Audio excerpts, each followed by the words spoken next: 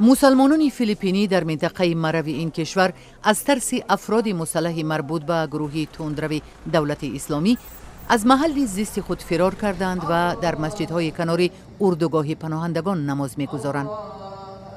برخورد نیروهای دولتی فیلیپین با مسلحان گروه اسلامی معود 23 می آغاز یافت و تا روز جمعه 2 ایون حیات کمش 180 نفر را از بین برد.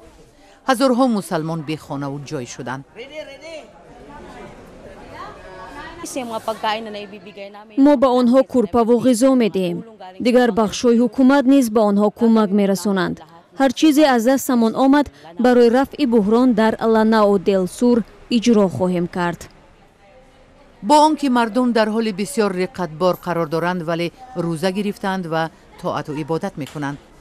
این مرد کشاورز که رکستان تمنا نام دارد از خانه‌اش که به مکان برخوردها تبدیل یافته است به پناهگاه کوچید.